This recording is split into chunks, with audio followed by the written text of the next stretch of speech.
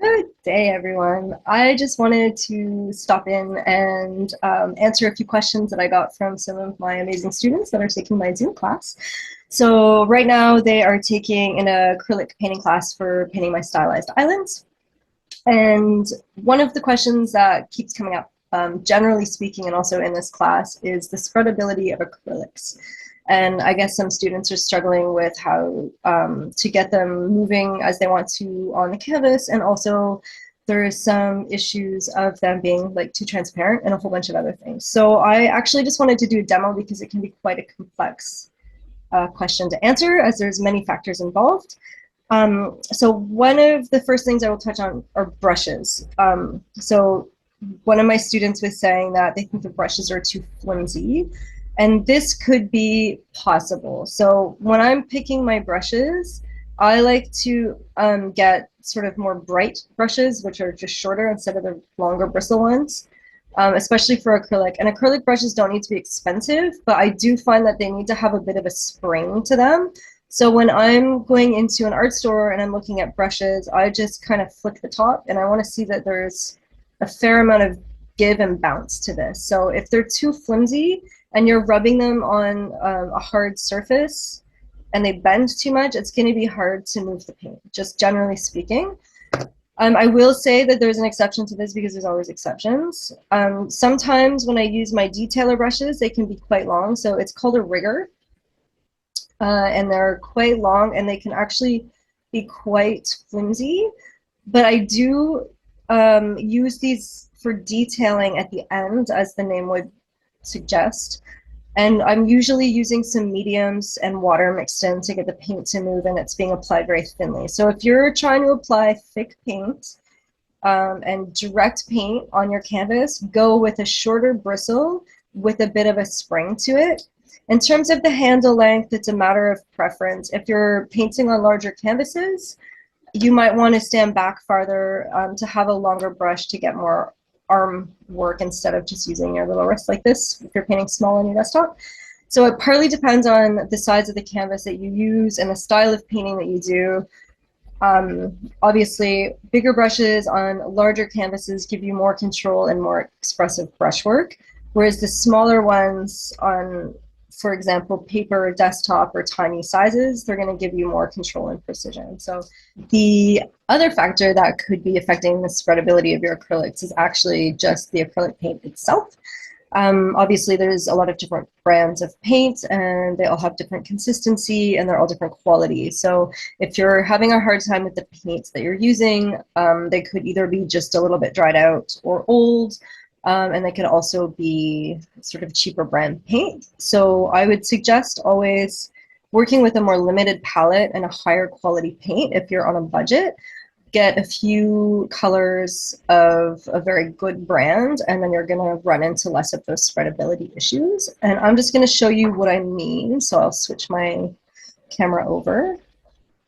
So here I have three different brands of paint. It should be this way. So I've got Liquitex, Golden, and TriArt. Just a side note also for the Golden, this one says Golden. No, it doesn't. This one says Golden Open. So these are the two sort of types of golden paint that you can get. The open one, when you talk about open in acrylics, it means that it's designed to stay wet longer. So if you hear people using that term for acrylic, how open the color is or how long it stays open for, that's how long it stays wet.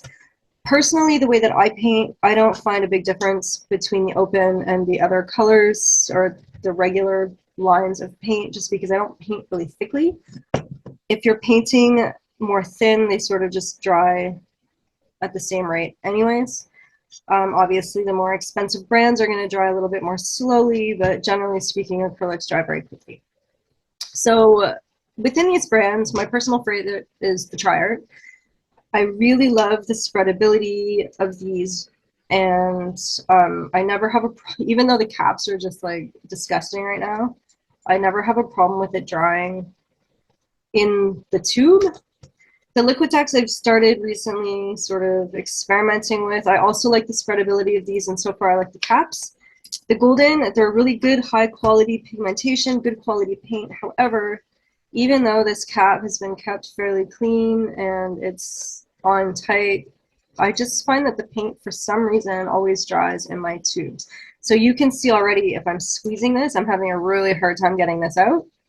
And as a side note, if this happens, I usually just keep some tweezers on hand and I will just pick out this sort of top bit. So definitely, as you can see already, this is going to change how easily or not easily you can spread these. So I'm just going to give you a little demo of the differences if I can actually get this out. And I kind of purposely picked this one because it's so dried out. I just really want you to see the difference. Obviously, if it's another tube, it might be less dried out and more equal with the other brands. But as you can see, that's just really, really sticky.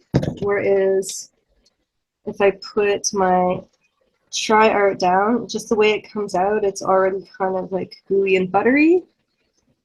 And then if I put my Liquitex, you can see again, the consistency is really quite nice and buttery. So I'm just going to take a paintbrush. This is a fairly dry paintbrush at the moment. Now, if I were to try to spread this out, there's a little bit of water in there, so it's kind of working. But you can see I can't really move that clump of paint at all. And I'm just going to clean my brush off and sort of get rid of some of the water so you can see with the other brands with a similar amount of water. So this would be the Try Art. So you can see that it's easy for me to pull this out and spread it without really adding anything to it. And then the Liquitex, same thing. This is a newer tube of paint too, so it's really fresh. But you can see also it's quite easy to move and spread. So definitely how old the paint is, how long it's been a tube, how much it's dried in the tube, how much moisture it still has in it will absolutely affect how it spreads. So what you can do if you have a drier paint already and you still want to use it, you can feel free to add a little bit of water. You can't go too far with water as it will reduce the bind of the paint because acrylic is a basically polymer, and if you put too much water it will break the binds. But as you can see, by adding water to this, I can get the paint to move a little bit better. It's still quite thin, but at least it's moving. So I'll just add a little bit of water to this too, just a tiny little bit again, and you can see now I've got, it looks less dry brushy and it kind of moves a lot better on the paper. And obviously the same is going to be true for my Liquitex here. The other thing is, as you can see, some paints and some pigments are just more transparent than others. So we're going to see more of what's underneath them. If we're trying to cover something and you're seeing through it, it might just be that it's a transparent pigment. So that's just something you can factor in your planning. If you add white to any pigment, it's going to make it more opaque. There is also an opacifying medium, which I haven't really played with yet. I have some. I haven't done a lot of tests, but that could be another option if you really want that color to go over something. Otherwise, your option is to go over it just with a thicker paint. I'll usually do that at the end because if I want to make changes, I don't want texture. So if I'm, let's say, drawing something that's really nicely outlined with a good silhouette, and then I kind of don't like a part of it, but I've already built up texture, like let's say I want to put the sky back over, I don't want to have like a lump of texture from my old drawing. So I tend to stay, even if it's transparent and I don't want it to be, I'll tend to put the color in thinly, and then just knowing that at the end, when I'm finishing off the painting, I'll just go back in and add some more thick paint over it to get the coverage that I want and also build up some texture. So definitely paint quality, age of paint, how it is in the tubes, how much moisture is in the tubes, that's all going to affect how it spreads. The other issue is the surface. So you can paint on almost anything with acrylic. I really like to sometimes paint on watercolor paper, not the multimedia paper. I don't really find it thick enough, but watercolor paper is great.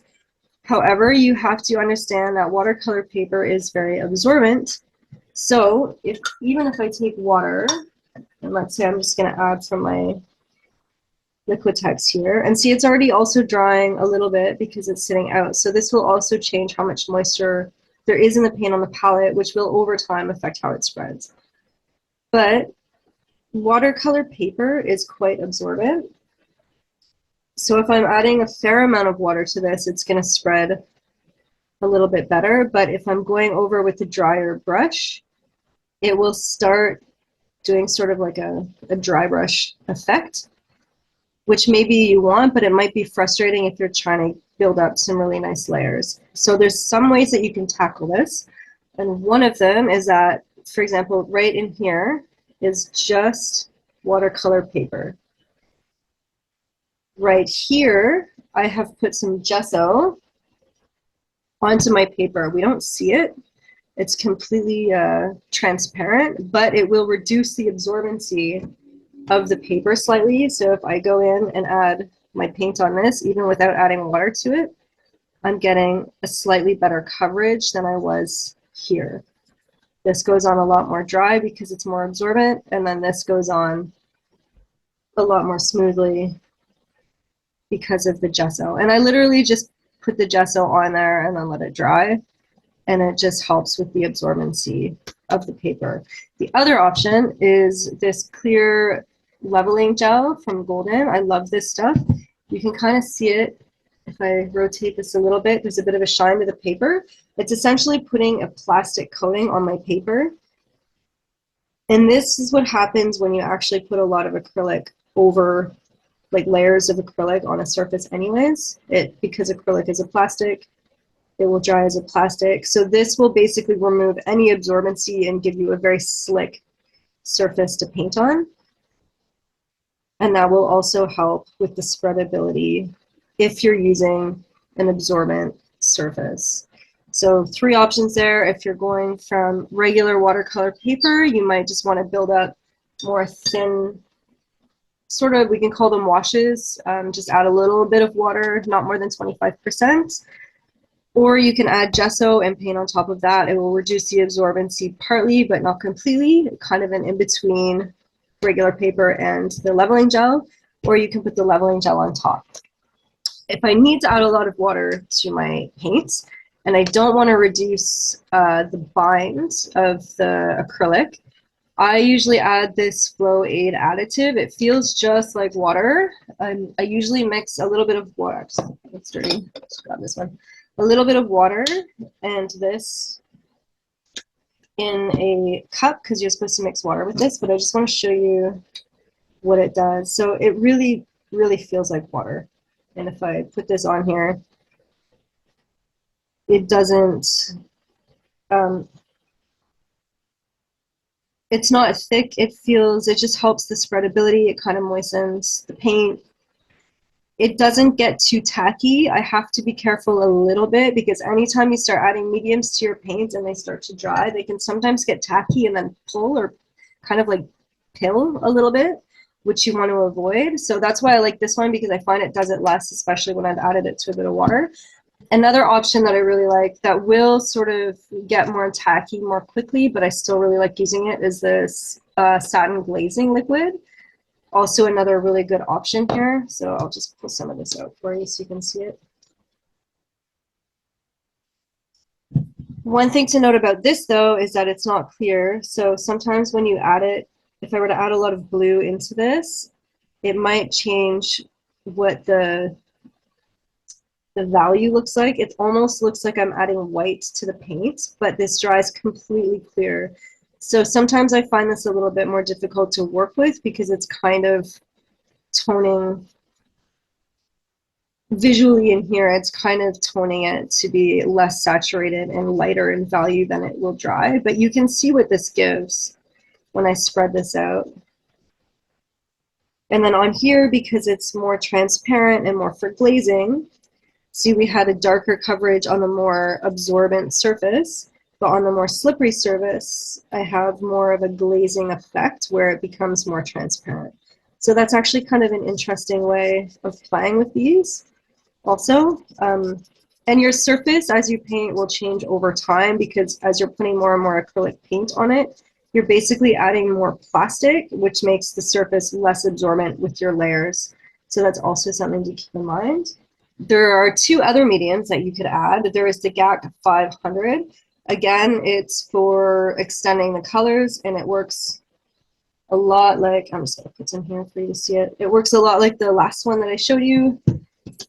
Again, because it has this white color to it, if I mix it right into the paint, you can see it sort of changes the value and color a little bit. But again, if I paint it on here, it will dry completely transparent.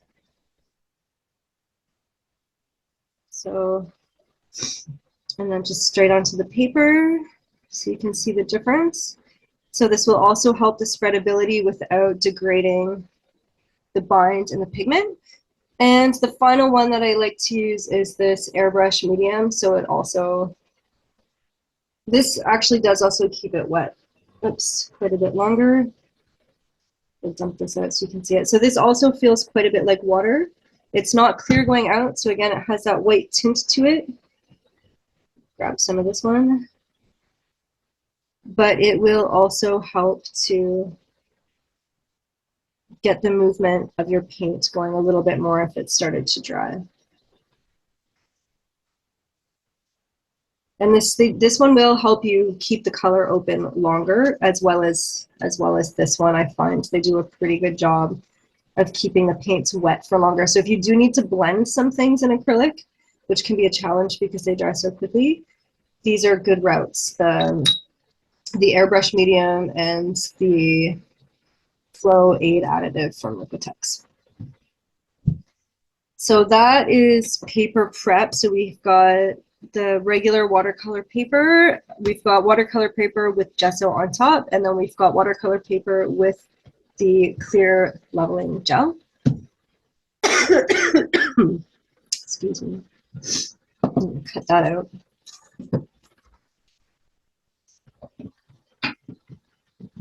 And again, the final thing to consider while considering your surfaces are canvas, which is what we normally paint on. So this is just a really cheap canvas from Amazon. I would not recommend them, but they're good for tests. This has already been gessoed. Most store canvas will already be gessoed, and I do believe that I put another coat on this because I didn't like the quality of the canvas. This one is canvas with a coat of acrylic paint already on it, so it's already reduced, again, the absorbency, and you can see a little bit in the sheen here. And then this side, I put the leveling gel. So I'm just going to show you again what this does. I'm just going to put some paint here so it's handy. And if I go with a really dry brush, this is sort of the feeling that I get with a good quality, already moist paint. This is sort of the quality that I get on just the canvas that's only been gessoed. If I take it and I put it on this one that already has some plastification because I've already put a layer of acrylic down, you can see what this does. So it's similar, but I find it moves a little bit farther before it starts to dry. And then this is the side with the leveling gel added. So here I will say though that with the leveling gel, it can sometimes feel quite slippery to paint on. So this is something that you're also going to notice. If you're struggling in the beginning to get the paint to spread, it might be because your surface is kind of dry.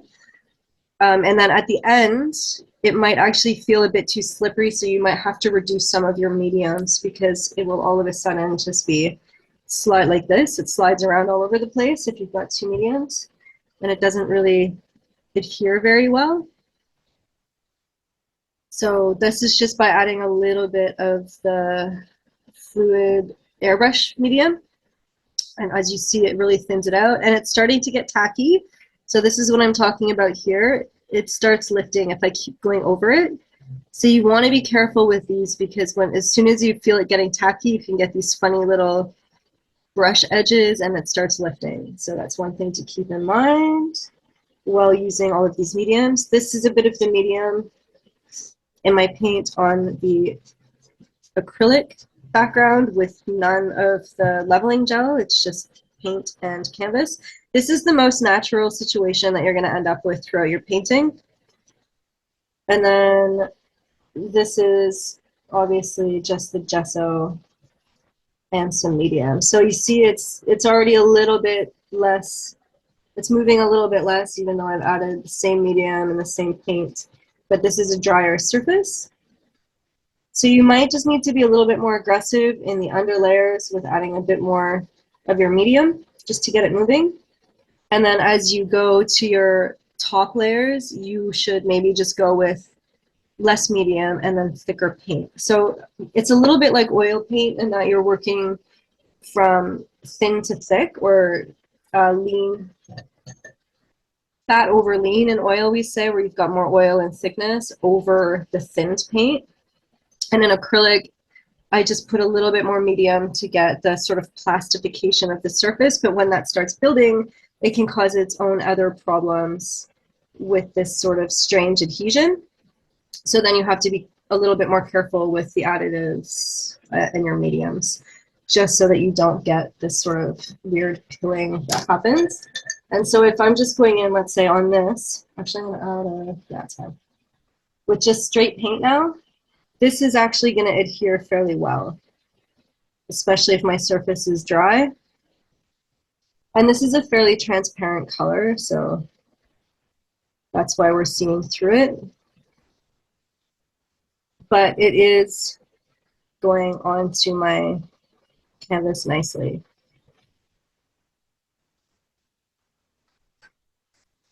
As you can see, it kind of comes off a little bit more here. It gets more of a sort of dry brush look. So those are the factors that are going to affect the spreadability of your acrylic paint. So it is the type of brushes that you're using, if they're too flimsy and if they don't have enough give for what you need them for. The type of paint, how dry it is in the tube, how old it is, the quality of it, if it's professional or student brands, how much pigment is in it versus how much filler. And the last thing is the surface that you're painting on, and also how that surface changes over time as you paint over it and it becomes more or less absorbent. So I hope you find that useful, and I hope that sort of solves some of your problems that you're running into. So yeah, I will see you guys next week, and if you're interested in taking classes, I'm putting a link below to my website where you can kind of track what's going on and sign up. So have a great day, guys. Take care. Bye.